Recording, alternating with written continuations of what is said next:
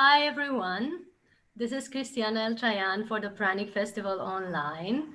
We're having a new beautiful meeting today with Kirby the Lanorelle. I'm hoping to pronounce this correctly. And I'm really grateful for your presence, Kirby. I've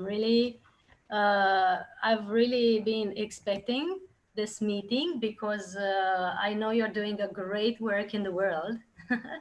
And now we finally get to talk again. Our first meeting with Kirby was in 2018, I believe, during the Pranic Consciousness Summit online. And Kirby is doing great things in his diocese in Sri Lanka.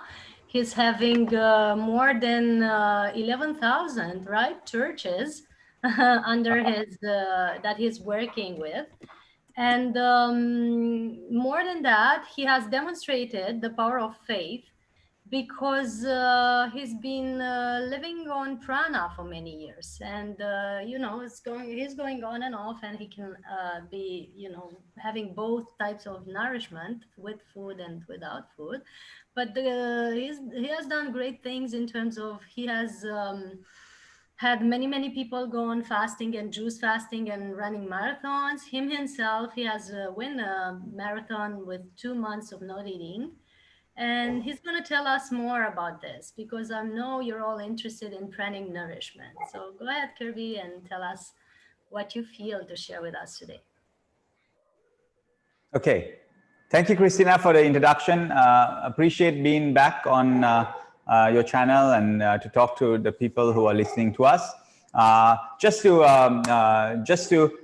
help you with a bit of the information, my covering in India has over 11,000 churches. I, in Sri Lanka, have close to 600 churches under me. So that is just to, and also I ran the marathon. I didn't win. I wish I could win, but I ran it, and I ran it because it was a half a marathon. I started trying to practice what you would call a pranic life, or what I call a fasted life. Life, on minimal.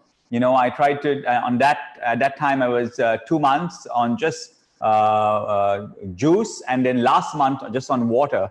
And I wanted to make sure that I can train and also complete at a respectable timing, just on the energy that God has given us, or how we're divinely made.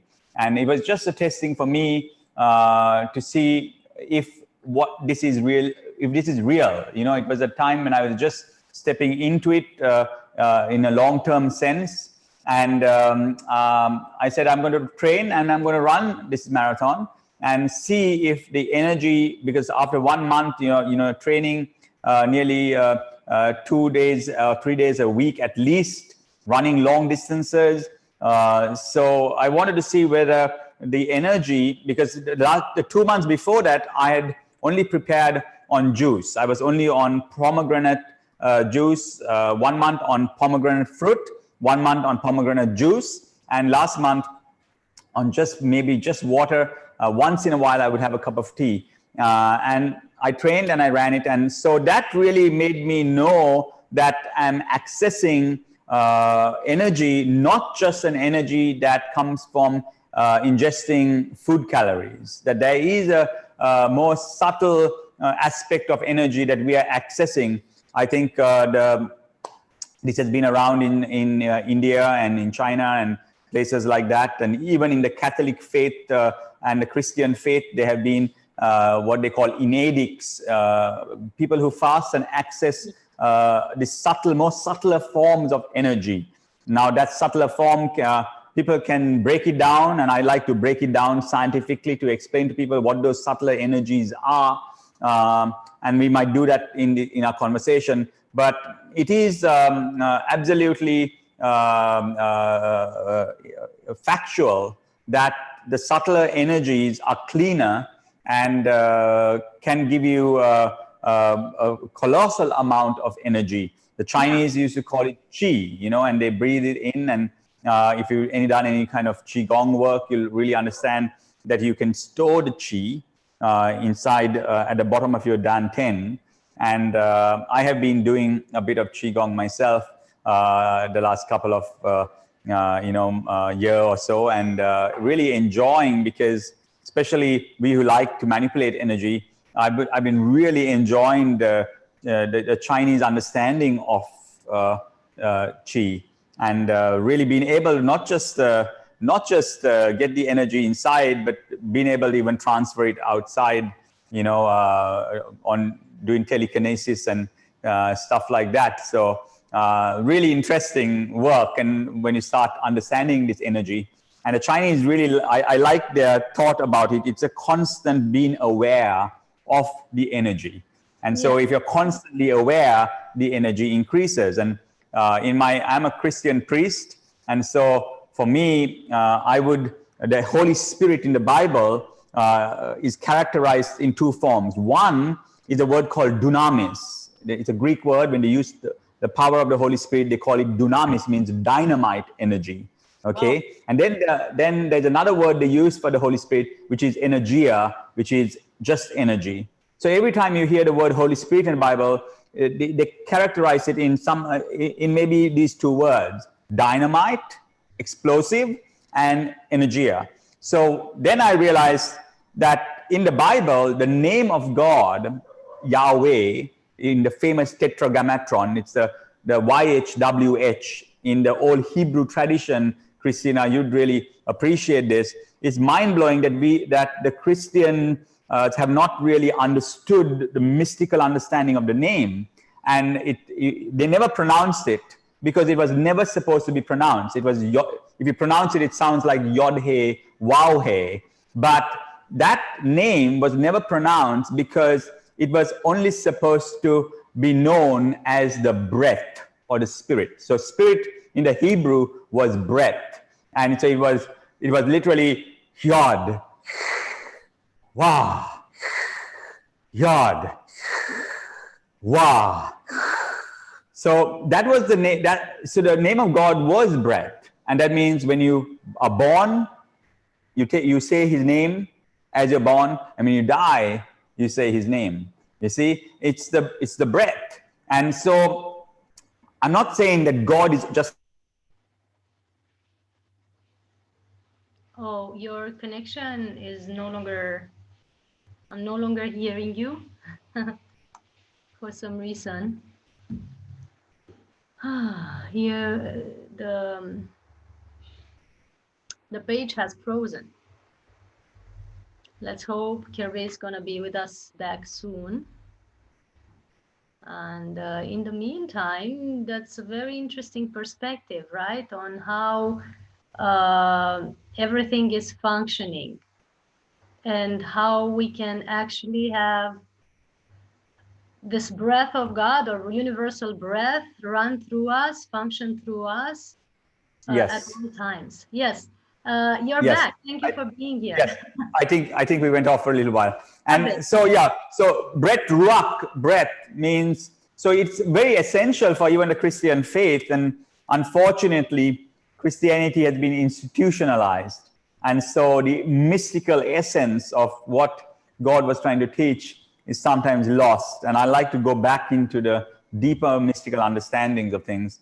So, yes, so in every religion, breath and energy, being aware of the spirit, prana in the Indian, chi in the Chinese, spirit or breath or ruach in the Hebrew, it means the same thing. God is manifesting in a form of the energy of life. Yes, that sounds great, and it's fantastic that you have all this knowledge. You have scientific knowledge that I've seen you are talking about. You have medical knowledge. You have the Christian, but also multiple other religions knowledge. And you have the science of Qigong and the Hindu traditions, which are actually, they're not religions, they're not faiths, they are science. When you practice a certain type of movement, it gives a specific type of result. Same in yoga, same in Qigong. If you try it and you do it the same, it always goes to the same result. So it's scientific. And I love it how you blend this all together. And my question was, whenever I saw you and heard you, was that what motivated you to want to go on prana, and why did you want to prove yourself and others that this is actually working and you can actually run marathons with it? What's your motivation? Sure. Sure. So Christina, see, like I said before, my reference point is the Bible, and I was brought up. My name Kirby. Kirby means brought from the church. You know, so my grandfather was a Methodist priest. We have 500 years of priests in our family, and I wanted to find. I didn't plan to go to cut down on my food. My idea was actually to make a connection with the divine. You know, to make a divine connect. You know, like all the prophets in the Old Testament. And so I started studying very deeply the Bible. And when I started studying this, we realized that the Bible constantly says, Jesus himself said it, quoting from the Old Testament, when the Hebrew people were taken out of Egypt, God tells them that they will not get sick. God tells them that he will provide for them, and he uses these words, man shall not live on bread alone, but on every proceeding word of God.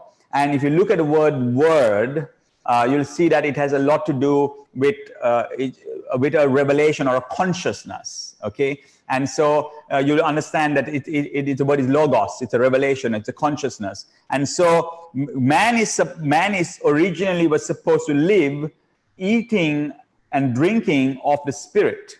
And the Lord promises in the Bible that you will not get sick as you eat and drink of the Spirit of God. And so I started understanding what is this Spirit he's talking about and what is the mechanics of that Spirit. And so in the Bible, they have laid down very well, even in the New Testament specifically, the mechanics of how the Word nourishes us. The Word nourishes us. So Jesus is sitting at a well at one point talking to a woman, and she's come to get water.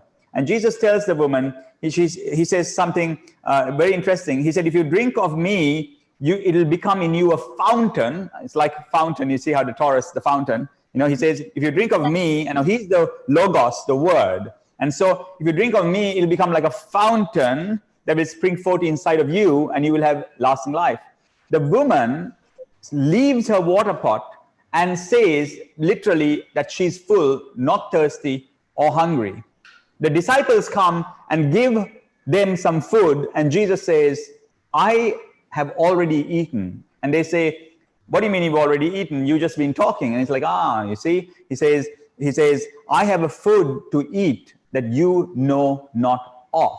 Now, when Christians read that kind of stuff, something should go off in their head thinking, this is not poetry, this is a historical fact, and people are getting nourished in a way that we don't know. There is free energy, but we don't know about it. And so I wanted to tap into that. I said, if this is real constantly in the Bible, these stories are there. So yes. How do we ignore them, Christina? You know, how do we ignore them? So I said, Lord, if these things are true, then it has to be revealed to me. And so I started fasting. Moses fasted 40 days, 40 nights without food and drink. Jesus fasted 40 days, 40 nights without food and drink. And so I started fasting. So for 1 year, 6 months, like one month I'm fasting, 1 month I'm eating. 1 month I'm fasting, 1 month I'm eating. Like this, 15 years ago, you know. And I realized that my connection with the Lord was so much greater. And I realized not only that, we have healings and miracles that happen. You know, this started increasing, crazy miracles like people can't even conceptualize. This stuff started happening as I started fasting. So it wasn't to do with the fasting, but I realized the more I'm tapping into spirit, you know, more spirit meant change all around for the better for all the people who are under me. And so that's what caused me, Christina, to actually go into it. And then about 5, 6, maybe 7 years ago or more than that, it just happened naturally. It just happened that I preferred fasting more than eating, you know. So I went completely breatharian for about a year. And then now I have a extremely low calorie diet, if you want to say it like that. I live on juice and, you know, maybe a soup in the evening or something like that, because I don't less than 600 calories a day, you know, because Yeah, I because know. I'm realized that there's a ratio, Christina. Food can give you a ratio of energy, but there's more ratio in what we can call chi, prana, endocrine energy, the right hormones, dopamine, serotonin. All this is all energy, and so you can have a little ratio of food and more of a ratio of the cleaner forms of energy. And I think I would recommend everyone try to do a shift of that ratio, and we can be much healthier. Yes, absolutely. I know because that's my diet too. And I love Yes. it. Like today, I didn't have any food, and I'm not planning to have any until tonight when I'm celebrating my birthday with my friends. And Wow, that's awesome. Congratulations. thank you. And it's much better, especially when it's sunny days and it's summer Yes. and you have Yes. all this energy. You don't need anything else. There's no Yes. point in taking physical food if you're on a certain type of energy practice as well. So we warn people that Right. watch to know that this type of diet works if you have some energy practice in parallel and the faith that you can actually be nourished in this way. If you Yes. only try to stop eating and not have any energy practice or prayer to back this Yes. up with prana, you might die. So watch out. Yes. And Yes. That so is right, Christina. Yes. Yes. Sorry.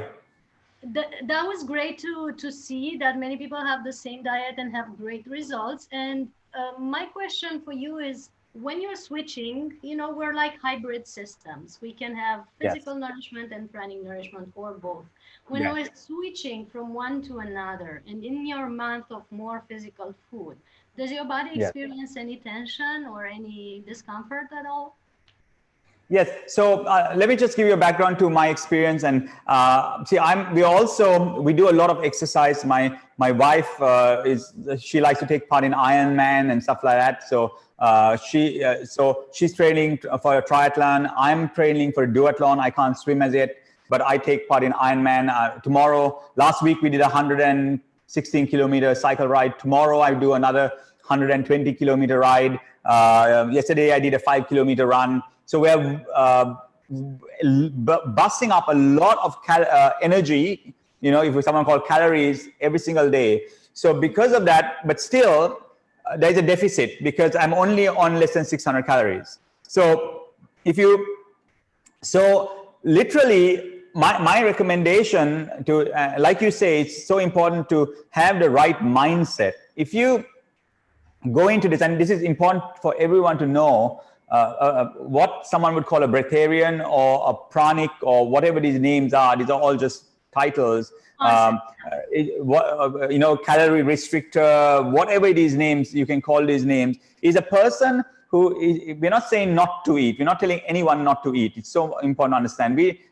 I enjoy my food. I like my food. I'm not anti-food, or I don't demonize food or anything like that. But it's a person who's trained. I think, and scientists need to check this out. I think we've trained our mitochondria to be able to adapt to different types of energies. So literally, I think the original, and scientists have to back this up. I'm not a scientist, but if you go back into the oldest sort of human beings, I think their mitochondria was really metabolically versatile. So that means the mitochondria could get energy and extract energy of many, many things, including light and including subtle vibrations and frequencies and liquids, and then different forms. So if you train your mitochondria to only take carbs as energy, and all your life your mitochondria has been converting carbs to energy in your cells,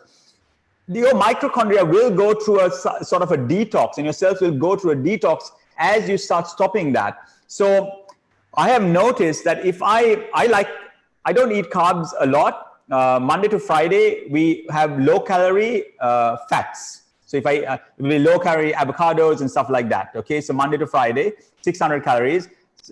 Weekends, we have permitted ourselves to enjoy ourselves, and desserts and all whatever, go crazy if you Party, have to. party with your Yeah, taste. party. Yeah. So Monday to Friday we are very strict, okay, very religious, and then weekends it's like grace, okay. And so so now but I realize sometimes if I have carbs and my mitochondria really starts converting carbs again on the weekend, and if I don't exercise, that means exercise causes you to access the glucose, because if you take on the weekends, if you eat glucose, you can store about 150 grams of glucose in your liver, another 250 in your muscles. So literally, if you don't utilize that fast, your body again gets used to glucose as energy.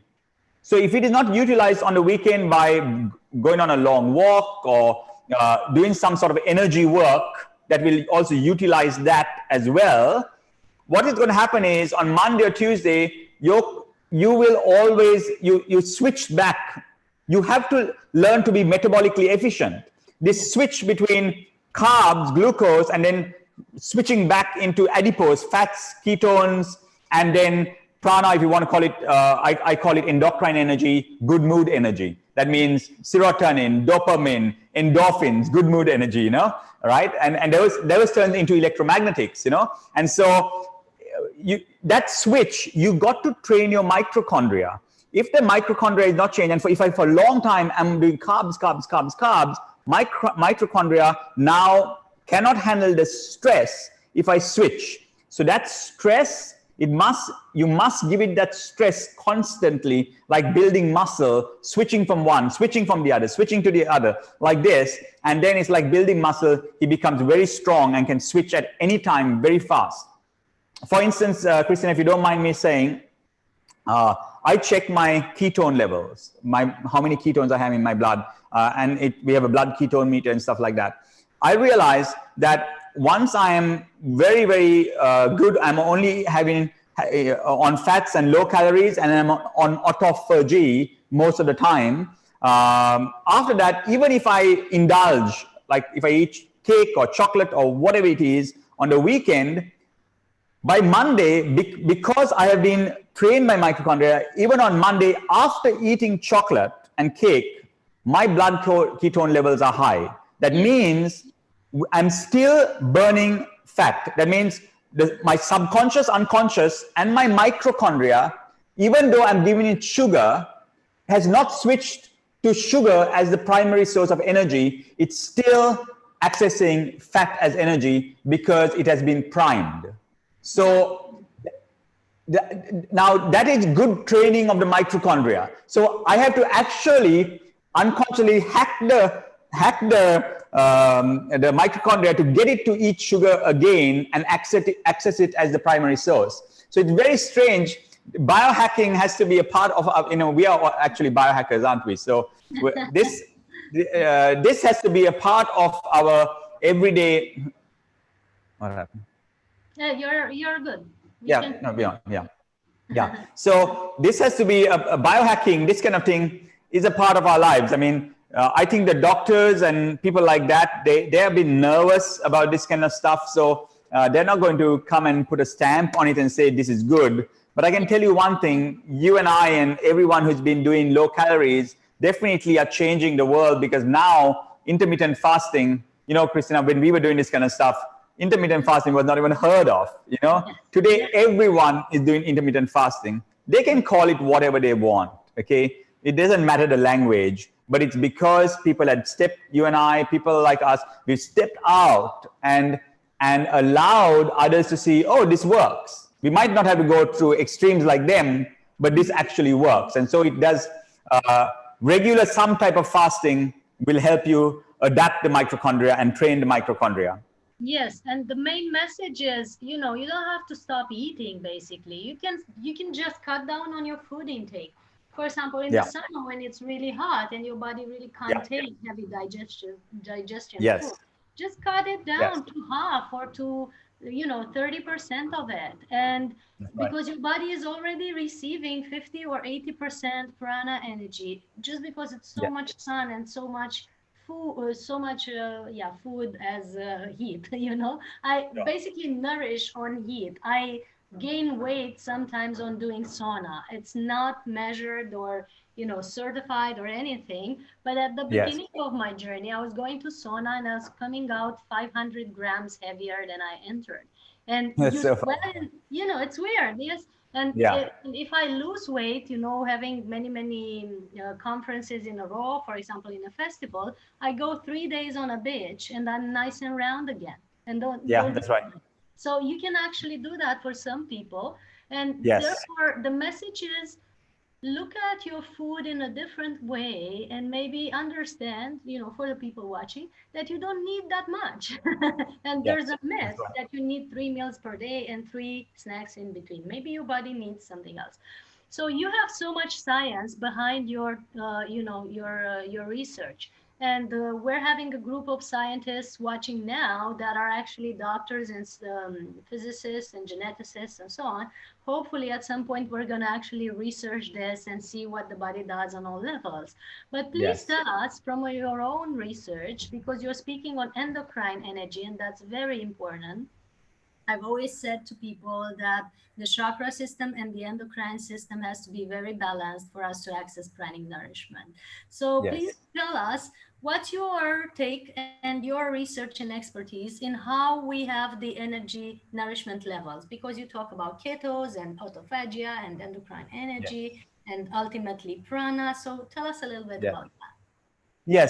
So my thoughts are this word metabolically efficient. I think is a very important word for people to understand. What you said, Christina, was on the dot. You see, people think that if you eat calories, you put on weight, without understanding that hormones are a big deal. And now hormones are not manipulated. You can manipulate hormones through food, and that's what's happening in the world today. Carbs have come in, and therefore insulin has been present in the system for so long, and then because of that there is a lack of sensitivity of the insulin, and they call it insulin resistance, and then they go on to say this word metabolic damage. And so people who have eaten too much, they start putting on weight. Now here's the crazy thing. My take, and I leave it up to the scientists. And I'm an experiment. I'm a lab rat. Okay, for the sake of the world. Okay, so I'm saying that there was a time that I started putting on weight while I was just drinking juice. Okay, like you said. Okay, and I was wondering what the heck is going on. I'm putting on weight, and at this time now everyone will say, oh, that's because your metabolism has slowed down and all that, and all the science is out on the internet now. But Yeah. when we started doing this 10 years ago, no one knew any of this stuff and it wasn't out. Okay, so we had to experiment our own. Why am I putting on weight when I'm drinking juice? And then I realized, and then the scientists started calling that when you're trying to eat low calories and you start putting on weight, they call it metabolic damage. Now, I don't agree so much with that. I do agree that your metabolism can slow down when you start cutting down, but also you got to research when your metabolism is slow, you live longer. This is important to understand this. Okay, now two things that you live longer by: one, metabolism has to slow down; the other, your body temperature has to go down. When you eat little, body temperature is very small amount, but a small amount less than normal, and this collects for years. So Yes, and that's your why there's blood pressure, longevity. Yeah, it lowers. yes. So Yes. absolutely. So now where am I getting with this story? What I'm trying to explain is that the our metabolism, the metabolic rate can be shifted not by whether we're eating or not eating, but by faith or mindset. So that's what this talk is about, faith, right? I can't stress more that the hormones, the endocrine system, the human hormones, the serotonin, the dopamine, the endorphins, the oxytocin, these are activated through consciousness. These can be activated, and 100% I agree with different food takes and stuff like that. But to be metabolically efficient, it is a mindset. And because I started putting on weight like this, I realized, hey, you know what? I need to change my mindset, because I had a mindset that food, literally, I had a mindset, although Although we say, okay, I don't demonize food, but I had a mindset that food involves putting on weight. It was a subconscious program. If I eat food, I'll put on weight. Okay. So now I'm cutting down on my food. My metabolism has slowed. Whatever I'm eating gets stored as fat. Because my mindset is whatever I eat will get stored as fat. You see? So I had to now start changing my mindset. And when I started changing my mindset, I said, no. This food that I eat, and we pray over our food, whatever I eat, I will utilize and I will use as energy. And a lot of people who go on low calories, if you're out there and you're trying to do this lifestyle, do not demonize food. If you demonize food, you'll put on weight. Very important. Because then whenever you eat, you're going to store it. Because consciousness starts treating food as, when I eat, I put on weight. Once you realize, no, food is going to be fuel to me, I will use it for fuel, just like I use prana or anything else as fuel, you start then eating and burning it immediately because you're telling your subconscious mind what to do with the food. Okay. Absolutely. So, yeah. Sorry, Christina. Yes, no, go ahead. And we were referring to the science of it in terms of what are the levels that you know of nourishment, because you are talking about nourishment from food and glucose and then ketos and all that. That's interesting for the public, and I know you. Sure. Thank you for reminding me. Okay, let me. I went on a bit of rabbit trail. Let me explain. So we'll see. When we were young, we were doing glucose. So everyone said carbs are good. Eat carbs, and so our body is used to eating carbs. So glucose is a top. Right up there on the food chain. Glucose gives us energy. Does it give us energy? 100%. Fructose gives us energy. Fruits give us energy. I agree. Very good. But to tap into the other form of energy that now the whole world is talking about, which is ketone energy or adipose, you need to let go of the carbs. And when you fast the carbs, you get the carbs out of your liver and you get it out of your muscles, and you start fasting that. It will take about 1-2 days of fasting carbs for you to tap into that. You start producing ketones, okay? And so it's very good to keep your ketone rate high. And ketones mean when your fat gets oxidized, it turns into ketones, okay? Now, interestingly, that's a very clean form of energy. Your brain likes ketone energy better than glucose. You function better.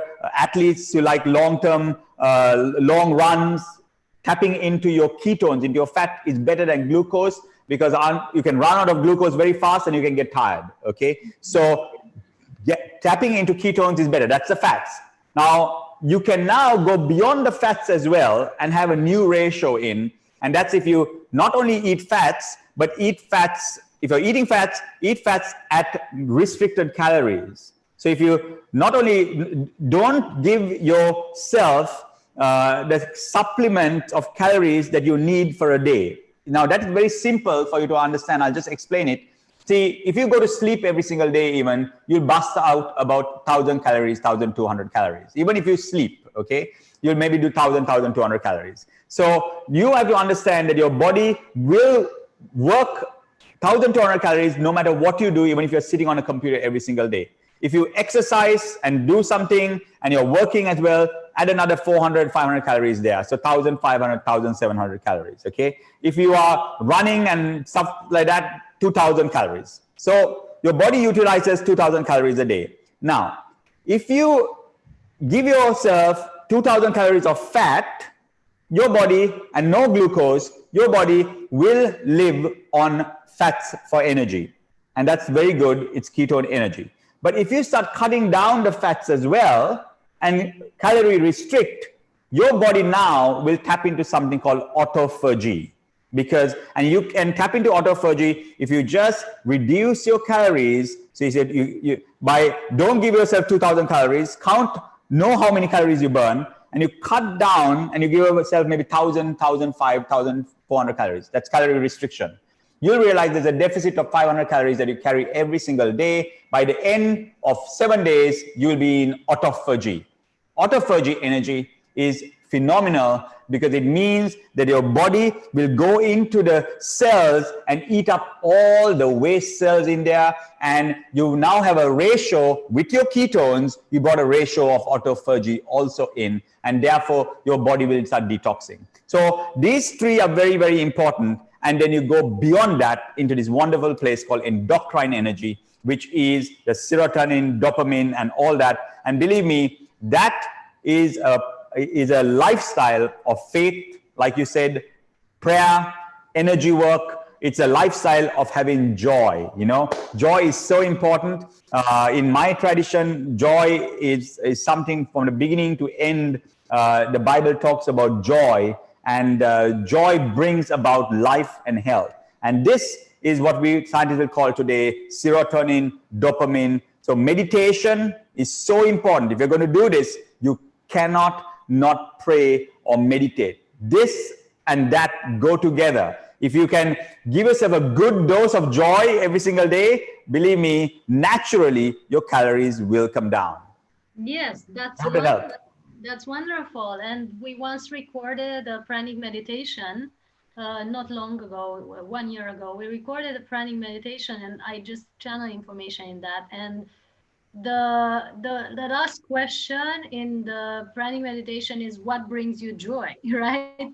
Because everyone should be aware of what brings us joy, and then practice that thing more and more. And if it's non-invasive and it's okay for others as well, you know, what brings us joy, the more we do, the more it enhances our inner state. So for you, Kirby, what brings you joy?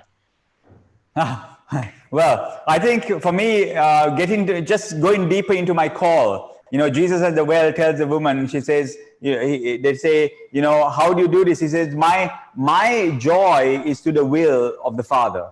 So if you're in your purpose, and this is so important, purpose and identity, why people can't find their joy is because they're not in their purpose. And if in your purpose is your power. So as long as you can find your identity in your purpose, and that can be, and I'll tell you always, your purpose is sacrificial. Okay, there's a cost to your purpose. And it's a funny thing, like fasting, when you are living for others, it brings you tremendous joy. And that's what brings me joy, the ability to live for someone else. Okay, and it's not about me. It's about living for a generation. It's about living for other people. It brings me tremendous joy, and I'm in my purpose. And I think that ratio of food, that ratio of energy, of serotonin, you know, endorphins, dopamine is cleaner and better than glucose and adipose and autophagy and all that. All together. Yes. All together. Yeah, that's so great to hear. And what I feel to mention or add is that when we have this joy of serving, this joy of following our purpose and following the universal will, if you want, or the universal rhythm, it's so beautiful that you don't even feel it as a sacrifice. You feel it. That's right. Like joy. You know, I'm having the joy. You know, I was just on the beach a bit earlier, but I'm having the joy of being here with you because I know so many people are benefiting from it. So I don't see it as a, you know, as I'm stealing from my my joy time. It's actually adding to my joy. Not at all. Not at all. Not at all. Yeah, not at all. And so when you do your thing and when you're so connected and you're so in flow, it's no longer a sacrifice, it's a permanent joy, and it's no other place that you'd rather be. That's the thing. Right. Whatever else we would do right now, it would not bring us this much flow. Actually, when I was not following the call of my heart, I was getting depressed because it was not okay. And everyone who's in depression or sadness or you know, so much turmoil in their souls, it's because they're not yet following or hearing and pursuing that intuition that's calling them to do the divine will or the path of the universal mission for what they're here. Yeah, so we're inviting everyone to step on that path. Thank you so much for being here. If there's anything you feel to add, because we promised we won't keep you longer than 1 hour. If there's anything you feel to add, please just go ahead and tell us. And no, just it's very simple. Like you said, you know, I'm just taking off from where you said. I think Everyone is trying to lose weight or cut down on their food or tapping to enlightenment or something like that. And I think instead of trying to search for those things, even if you're wanting to fast or something like that, I think finding your DNA, the divine nature of Abba, or finding when I say DNA, it means finding God or finding the divinity, because we all have a divinity, and you can have whatever semantics you want to call it. I'm not imposing my frame of reference, but even if you're an atheist, I want you to understand that what you believe as your higher self represents who I call God.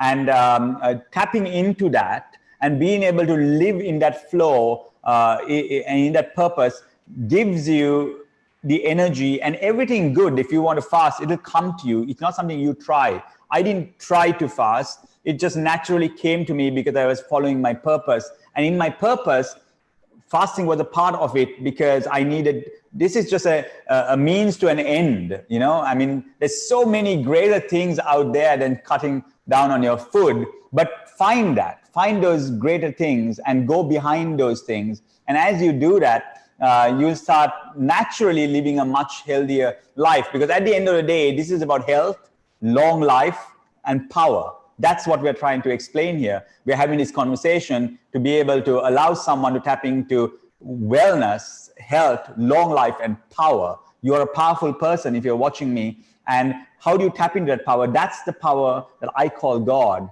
And I believe this consciousness that is so intimate and loving wants you to tap into that. Once you tap into that, maybe you'll cut down on your food as much as someone else. Maybe you won't as someone else, but you will tap into your purpose. I truly believe the world is lonely, not because there are no people, but because people don't know their purpose. So true, so true. And thank you for bringing that up.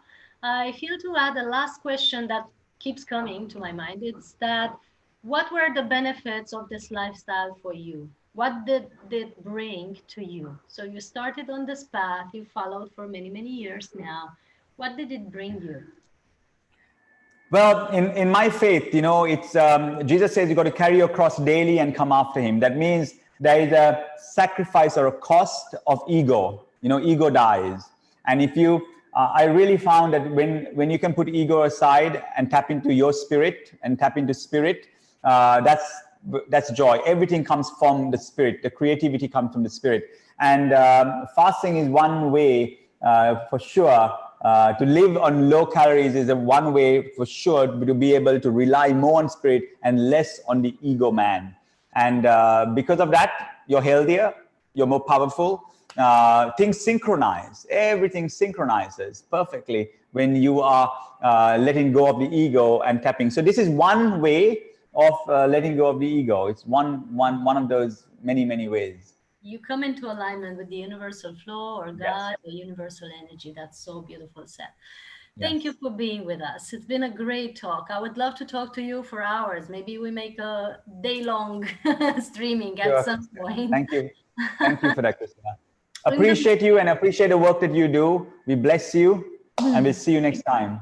Yes, and hopefully next time would be in 2 weeks from now, because we have the Pranic Festival in Romania. It's a live Sure. event that Sure. we're doing. We have Sure. invited you. If you can come in person, it's very beautiful to have you Sure. here, or just online if it's too far, or if the borders are closed. I don't know what the situation there is. Yes. Yeah, in Sri Lanka, the borders are closed. We're not flying out still. That's And India, same. yeah. Yeah. So online would be good. I'll be keeping in touch with your Sure. office, and maybe we have the next Sure. talk in 2 weeks if Sure, you're. Christina. Thank Sure. you. Bless Blessings you. to you, Christina. God bless you. Bless you. Thank you. And thanks everyone for watching. For the Pranic Festival in Romania, you have the link in our events page and on our page of landing where you see this event. It's Soul Healing Academy / events that you can see all our beautiful gatherings. And also Kirby's website is wowlife.com, right? So you can join us and have more of our talks there. Big hugs to all. And if you want to join us through the pranic process online that is ongoing every evening at around 8 p.m. with me and my team, we do recalibration and daily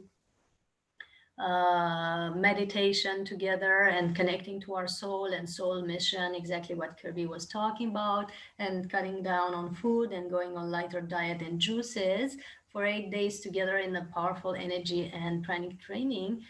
Just join at soulhealingacademy.com/events and you'll learn how to be with us for 8 days. Big hugs to all and thank you for being here.